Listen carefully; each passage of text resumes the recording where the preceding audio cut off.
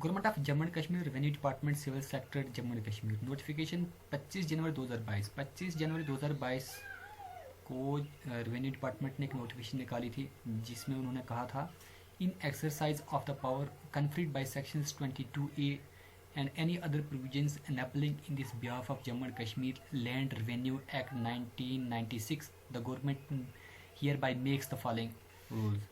तो इन्होंने क्या किया है, दफ़ा 22 एक Jammu and Kashmir land revenue act 1996 के ज़रिए दर्जेल कानून बनाती है। तो पहला कानून क्या रहेगा, ये वाला इनका पहला कानून है। These rules may be called the Jammu and Kashmir land passbook rule 2022। तो पहला क्या है, इन कानूनों को Jammu and Kashmir land passbook rules 2022 कहा जाएगा। और दूसरा है these rules shall extend to the whole union territory of Jammu and Kashmir. ये कानून जम्मू एंड कश्मीर के पूरे इलाकों में फैल जाएंगे। तो तब ये रूल्स 2022 क्या हैं मैं आपको दिखाऊंगा, ये आपको पढ़ने ज़रूरी हैं। जैसे आप जानते हो कि हमारे डिस्ट्रिक्ट स्टोर में आज पासबुक्स लैंड पासबुक को डिस्ट्रीब्यूट किया जा रहा है रेवेन्यू डिपार्टमेंट की तरफ से।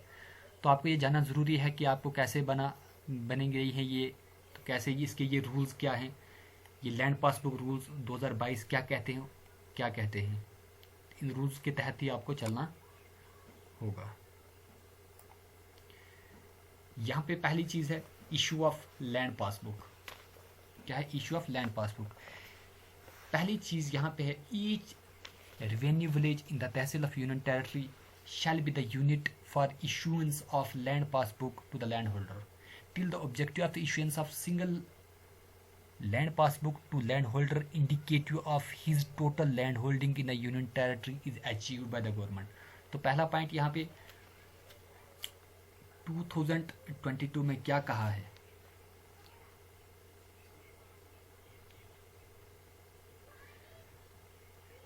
यूनियन टेरिटरी जम्मू कश्मीर की हर तहसील में हर रेवेन्यू विलेज के हर एक ज़मींदार को लैंड पासबुक जारी करनी होगी। जब तक कि ज़मींदार को वाहिद ज़मीन पासबुक जारी करने का मकसद हुकूमत के ज़रिए इसका आने वाला कल कैसा होगा इस इशारे को हासिल नहीं किया जा सकता। ये किसने कहा है, government of Jammu and Kashmir ने। यहाँ पे जो नेक्स्ट पॉइंट है, यहाँ पे क्या लिखा है next point, the deputy commissioner of the district shall cause to prepare land passbook for every land holder of the revenue state in his district as per form fourth appended to these rules to enable the landholder to make its use for credit facilities and for other matter connected therewith or incidental thereto। तो दूसरी चीज़ इन्होंने क्या कहा है कि जिला का deputy commissioner अपने ज़िले में रेवेन्यू स्टेट की हर ज़मींदार के लिए इस कानून में शामिल फार्म 4 के मुताबिक लैंड पासबुक तैयार करेगा ताकि ज़मींदार इसका इस्तेमाल क्रेडिट सहूलियत और इसके अलावा दीगर मसलाहत के लिए कर सके। तीसरा पॉइंट यहाँ पे क्या किया है, क्या दिया है इन्होंने, the deputy commissioner of the district shall notify the village whose land record have been digitised for the issue और generations of land passbook in trilingual form as per form first. तो तीसरी चीज़ इन्होंने क्या दी है, जिला का डिप्टी कमिश्नर इन देहातों को मुतल्ला करेगा जिनका लैंड रिकॉर्ड को डिजिटाइज किया गया है फॉर्म 1 के मुताबिक। ये इस तीसरे पॉइंट में कहा गया है। चौथे पॉइंट में क्या कहा है, every tehsildar shall publish a notice in form 2 in the notice board of the tehsil office niabat patwar halqa office of the gram panchayat in each village within the tehsil area inviting applications in form 3rd for issues of land passbook within 7 days of the issuance of notification by the deputy commissioner in form 1st। तो इसमें क्या क्या है, हर तहसीलदार तहसील office के notice board में form 11 में एक notice शामिल करेगा, नियाबत पटवार हो या हल्का या तहसील या इलाका हो या गांव हो या ग्राम पंचायत के दफ्तर फॉर्म 1 में डिप्टी कमिश्नर की तरफ से नोटिफिकेशन जारी करने के 7 दिनों के अंदर लैंड पासबुक को अज्जा के लिए फॉर्म 3rd में दरख्वास्त तलब करेंगे। और उसके बाद क्या कहा है 5वें में, the tehsildar in his justification tehsil shall be authorised person for preparing and issuance of land passbook. तो पाँचवीं इसमें इन्होंने क्या कहा, अपने दायरे इख्तियार वाली तहसील में तहसीलदार लैंड पासबुक की तैयारी और अजदा के लिए मजाज रहेंगे। लेकिन ये नहीं कहने का मतलब ये है कि तहसीलदार फुल मजाज होंगे किसी भी लैंड पासबुक को जारी करने के लिए। छठे इसमें इन्होंने क्या कहा है, each land holder shall submit application duly filled in form 3rd to the authority online on the portal designated for the purpose by the government। छठे पॉइंट में इसने कहा कि हर जमींदार हुकूमत की तरफ से इस मकसद के लिए नामज़द करदा पोर्टल पर अथॉरिटी के फॉर्म 3rd में भरी हुई दरख्वास्त ऑनलाइन जमा कराएगा। ये मैं आपको दिखाऊंगा ये कौन कौन सी चीज़ें इन्होंने बोली हैं। जो फॉर्म 3rd है, फॉर्म 4th है, ये सारी चीज़ें नीचे दी गई हैं, मैं आपको बताऊंगा ये कौन सी चीज़ें हैं। और 7th में क्या कहा है, the tehsildar shall by order dispose of the application within 7 days from the recipient of the applications form and generated and issues land passbook accordingly। 7 में इसने कि तहसीलदार ऑर्डर के जरिए दरख्वास्त फार्म के वसूली के 7वें दिन के अंदर दरख्वास्त को निपटा देगा और इसके मुताबिक लैंड पासबुक तैयार करेगा और जारी भी करेगा। जैसे आप वो 3rd फार्म ऑनलाइन करोगे तो आपको वो 7 दिन के अंदर जो तहसीलदार है आपका जो लैंड रिकॉर्ड है वो आपको इशू कर देगा। 7वीं चीज़ में इसमें कहा है। 8वीं चीज़ यहाँ पे कहा है, the tehsildar shall be responsible for the correctness of every entry made in the land passbook. क्या कहा है, तहसीलदार लैंड पासबुक में किए गए हर अंदराज की दुरुस्तगी का जिम्मेदार होगा। मतलब दुरुस्त करने के लिए तहसीलदार ही जिम्मेदार होगा। ये बात इन्होंने इसमें साफ कही है। उसके बाद 9वां यहाँ पे, the land passbook as generated in form 4th can also be downloaded by the landholder from the portal after payment of the prescribed fees। इसमें इन्होंने क्या कहा है, फॉर्म 4th में तैयार करदा लैंड पासबुक को भी जमींदार मुकर्ररा फीस के अदायगी के बाद पोर्टल से डाउनलोड कर सकता है। ये इन्होंने 9 में इसमें कहा है। यहाँ पे 10वां पॉइंट है। 10वां पॉइंट में उन्होंने क्या है, land passbook issued or generated under these rules and made up to date shall remain in force until the next jamabandi. 10वें पॉइंट इन्होंने क्या है कि लैंड पासबुक इन कानून के तहत जारी या तैयार की गई और ताज़ा तरीन बनाएगा। कब तक बनाएगा, अगली जमाबंदी होने तक। ये मतलब ये अगली जमाबंदी होने तक ये चीज़ें नाफिज रहेंगी।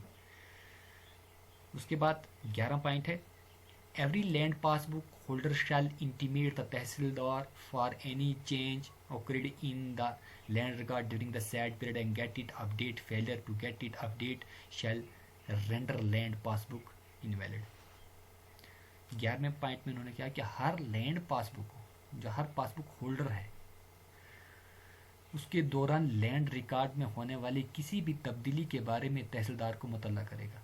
जैसे आपकी ज़मीन कहीं चढ़ी है या नहीं चढ़ी है, किसी का इंतकाल चढ़ा है या नहीं चढ़ेगा, विद इन पीरियड में वो चीज़ आपको तहसीलदार को इंटीमेट करनी है तो वो वहाँ पे दुरुस्तगी करेगा।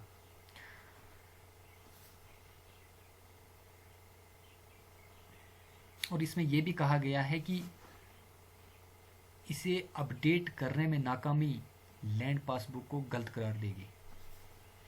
इसमें ये चीज़ भी इन्होंने की है।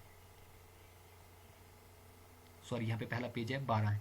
Each page of the land passbook shall be digitally coded by QR code serially numbers and bear the name of the land holder to avoid tampering. 12 में इसमें कि लैंड पासबुक के हर सफ़े को डिजिटल तौर पर QR कोड के साथ code किया जाएगा, तरतीबवार नंबर दिया जाएगा और ज़मींदार का नाम दर्ज किया जाएगा ताकि गड़बड़ ना हो। तो 13 में इन्होंने क्या है, the QR code shall be utilised for verifying the veracity of the digitally generated land passbook. No land passbook shall be issued in respect of government land. 13 में इन्होंने क्या किया, डिजिटल तौर पर तैयार करदा लैंड पासबुक की सच्चाई की तस्दीक के लिए QR कोड को इस्तेमाल किया जाएगा। सरकारी अराज़ी के सिलसिले में कोई लैंड पासबुक जारी नहीं की जाएगी। 13 पॉइंट में इन्होंने कहा। अब 14 पॉइंट है, the land passbook shall be issued against A payment of fee of Rs 100 rupees from the land. और 14 पॉइंट में इन्होंने साफ कहा है कि रुपए की फीस की अदायगी के बाद ही जारी की जाएगी। और यहाँ पे सिर्फ साफ कहा है कि 100 रुपये ही जारी की जाएगी। पहले 15 है। 15 पॉइंट है, in case wear the originally land passbook is last. अगर आपकी जो ओरिजिनल पासबुक आपके पास आई है, आप उसको खो देते हो या कहीं आपसे गायब हो जाती है, तो उसके बाद तहसीलदार आपको डुप्लीकेट पासबुक जारी करेगा। कितनी चार्जेस में? 100 रुपीज़ चार्जेस में ये तहसीलदार आपको जारी करेगा। 16 पॉइंट में उन्होंने क्या दिया? Tehsildar can revise the land passbook in case of their after giving opportunity of the being. 16 point में उन्होंने क्या कहा है? तहसीलदार जमींदार को सुनने के मौका मतलब तहसीलदार जमींदार को सुनने का मौका देगा। उस सुनने के मौके के बाद लैंड पासबुक में किसी तब्दीली की सूरत में अजो खोज नजरसानी कर सकता है। 16 पॉइंट में इन्होंने साफ कहा है।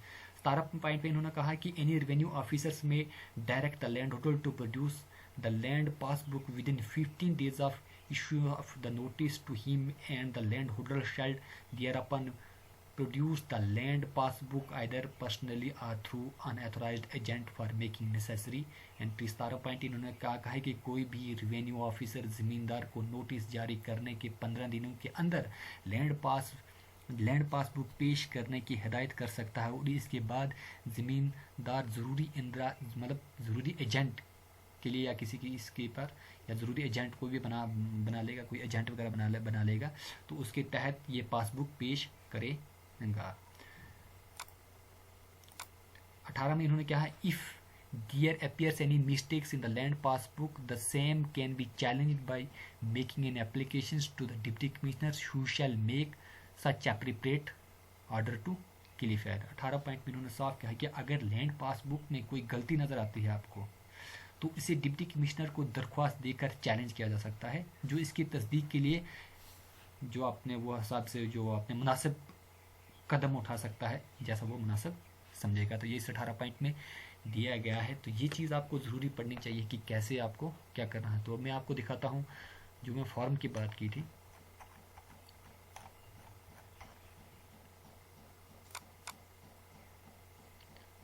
ये है पहला page, land passbook Jammu and Kashmir land passbook form first. पहला पेज ये होगा, ये डिप्टी कमिश्नर की तरफ से होगा, DC Kishtwar Jammu and Kashmir revenue act 96 act के तहत होगा। यहाँ पे डिप्टी कमिश्नर और यहाँ पे उसकी सिग्नेचर और सील होगी।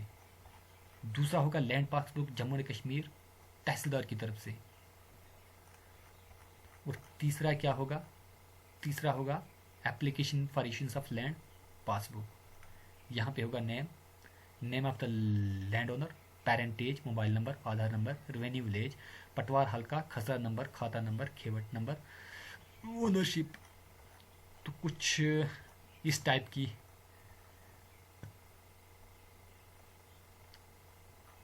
रहेगी। ये है नीचे कुछ इस टाइप की आपकी पासबुक रहेगी। तो वीडियो को देखने के लिए बहुत बहुत शुक्रिया। लाइक करना, सब्सक्राइब करना। और मैं आने वाली वीडियो में आपको बताऊंगा कि आपको अपनी जो ज़मीन है वो ऑनलाइन कैसे चेक करनी है, कैसे आपको अपना खसरा नंबर डालना है, खेवट नंबर डालना है या खाता नंबर डालना है, तो आप अपनी ज़मीन को चेक कर पाओगे आपके पास कितनी ज़मीन, कितने कनाल है। एक बार अगर आप चेक कर पाओगे, आपको खाली वीडियो ध्यान से देखनी है, आप चेक कर पाओगे, तो आप बार बार भी चेक कर सकते हो, या किसी अपने रिलेटिव्स की या किसी अपने चाचे वगैरह की, अगर कोई भी किसी की देखना चाहता है तो वो उस अपनी आईडी से देख सकता है। तो मैं आपको बताऊंगा कैसे लॉगिन आईडी को क्रिएट करना है, उसके बाद लॉगिन करना है, लॉगिन करने के बाद कैसे डिस्ट्रिक्ट सेलेक्ट करना है, ये सारी तफसील मैं अपने अगली वीडियो में लाऊंगा। तो वीडियो देखने के लिए धन्यवाद।